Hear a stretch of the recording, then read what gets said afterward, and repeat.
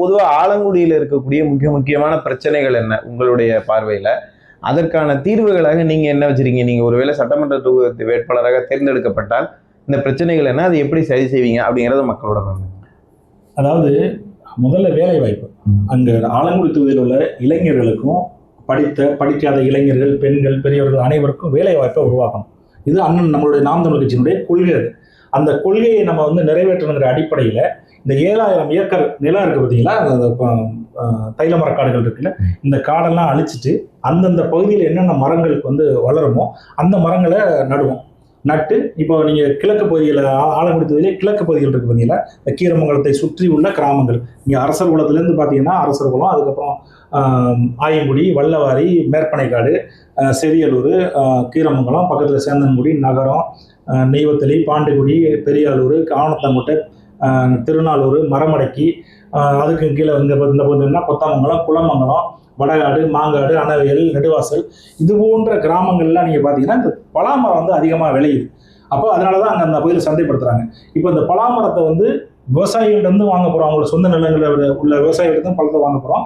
அதே போல் நம்ம அரசாங்க இடத்துலையும் கிட்டத்தட்ட 2000-3000 ஏக்கரில் பலாமரத்தை நம்ம பலாக்கன்களை நட்டு அதை வளர்த்து அதன் மூலமாக வரக்கூடிய அந்த பலாப்பழத்தை வச்சு அங்கேயே ஒரு தொழிற்சாலை உருவாக்க போகிறோம். கீரமங்கல பகுதியில் ஒரு தொழிற்சாலை உருவாக்கி அங்கே பலாயிரக்கணக்கான இளைஞர்கள் மற்றும் படிக்காத இளைஞர்கள், பெண்களுக்கு வேலை வாய்ப்பு உருவாக்கும். அதை மதிப்பு கூட்டப்பட்ட தொழிற்சாலையாக உருவாக்கி அந்த பலாப்பழத்தை மதிப்பு கூட்டுற அளவுக்கான ஒரு தொழிற்சாலையை உருவாக்கி அதை உலகம் முழுக்க சந்தைப்படுத்துவோம்.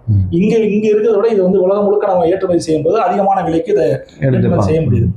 அது மாதிரி ஒரு வேலை வாய்ப்பை உருவாக்க முடியும்னு நம்புறேன். அதை தாண்டி மீதி எடுக்க பார்த்தீங்களா, 2000-3000 ஏக்கர் தானே போகிறோம், இன்னும் 3000-4000 ஏக்கர் இடம் இருக்கு.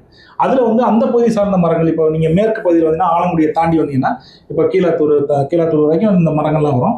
மேற்கு ஆலங்குடி, அதுக்கு மேற்கு நீங்கள் வந்தீங்கன்னாக்க வெண்ணாளுடி, கொத்தக்கோட்டை, அங்கிட்டு வம்மனு, திருச்சினாபுரம், வல்லத்தராக்கோட்டை, இந்த பக்கம் திருவரங்குளம், மாஞ்சான் விடுதி, அப்படியே பார்த்தீங்கன்னா காயாம்பட்டி, அரசடிப்பட்டி, இந்த மாதிரி ஊருக்கள் இப்போ மேற்கு, அதுக்கு மேலே தோப்புப்பள்ளை, கைக்குறிச்சி, மேட்டுப்பட்டி வரைக்கும் நம்ம ஆலங்குடி தொகுதி இருக்கு.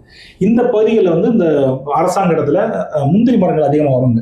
இந்த முந்திரி மரங்களை வச்சு அதன் மூலமாக விளைச்சலை உருவாக்கி அரசுக்கு வருவாய் ஈட்டி பல்லாயிரக்கணக்கான இளைஞர்களுக்கு, பெண்களுக்கு வேலைவாய்ப்பு உருவாக்க முடியும். இதுக்கு இடையில அங்கங்கே 2 ஏக்கர், 3 ஏக்கர், 5 ஏக்கர்னு இந்த ஆடு, மாடு, கோழி வளர்ப்பு இந்த திட்டத்தை நம்ம செயல்படுத்துகிறோம். அப்போ அந்த திட்டத்தை செயல்படுத்தும் போது இப்போ நம்ம பால் இதெல்லாம் தமிழ்நாட்டில் உள்ளதை விட வெளி மாநிலங்கள் தான் அதிகமாக பால் தமிழ்நாட்டுக்கு இறக்குமதி ஆகுது. குறிப்பாக ஆந்திராவிலேருந்து நிறையா வருது. இப்போ நம்மளுடைய பொருளாதாரத்தை, நம்மளுடைய தற்சார்பு பொருளாதாரத்தை இங்கேயே நம்ம உயர்த்த போகிறோம். உயர்த்தி தமிழ்நாட்டு தேவையை நம்ம பூர்த்தி செய்ய முடியும். வெளி மாநிலங்கள், வெளிநாடுகளுக்கு நம்மளால் ஏற்றுமதி செய்ய முடியும்.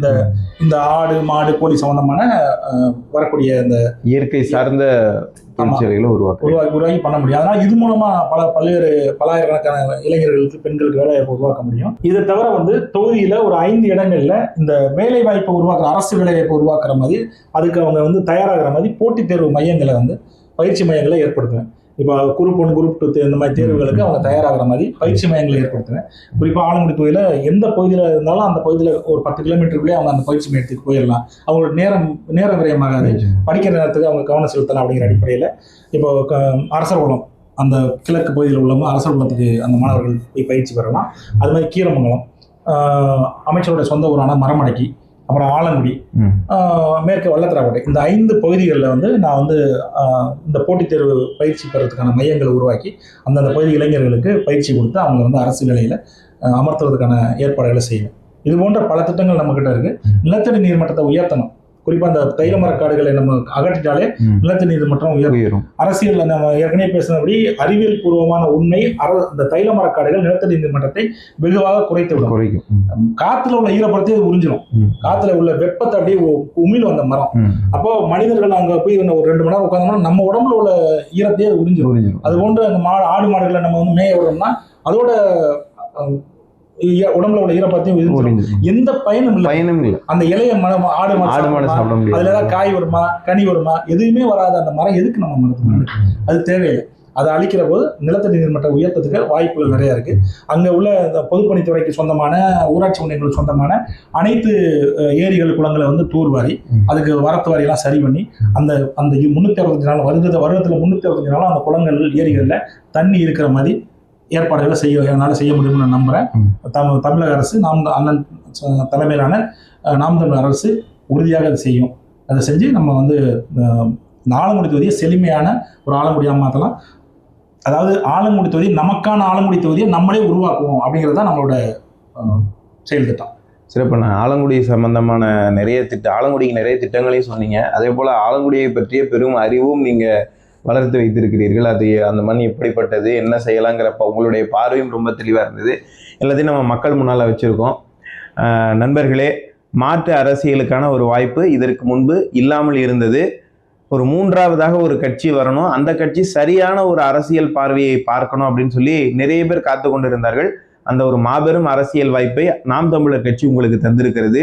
தெளிந்த பால் போன்ற மிகச்சிறந்த அற்புதமான பல வேட்பாளர்களை பல தொகுதிகளில் அவர்கள் களம் காண வைத்திருக்கிறார்கள். அந்த வகையில் நம்முடைய ஆலங்குடிக்கு ஒரு மிகச்சிறந்த ஒரு வேட்பாளர் கிடைத்திருக்கிறார். அண்ணன் ராஜாராமன் அவர்களுக்கு நாம் தமிழர் கட்சியினுடைய வெற்றி சின்னமான விவசாய சின்னத்திலே உங்களுடைய வாக்குகளை செலுத்தி அதை வெல்ல வைக்குமாறு கேட்டுக்கொள்கிறோம். அது மட்டும் இல்லாமல் அண்ணனுடைய கருத்துக்களை இந்த காணொளி ஏந்தி இருக்கிறது. முடிந்தவரை இந்த காணொளி உங்களுடைய நண்பர்களுக்கும் தெரிந்தவர்களுக்கும் நீங்கள் ஷேர் பண்ணுவதன் மூலமாக இந்த நல்ல கருத்தை அனைவருக்கும் கொண்டு சேர்க்க முடியும்.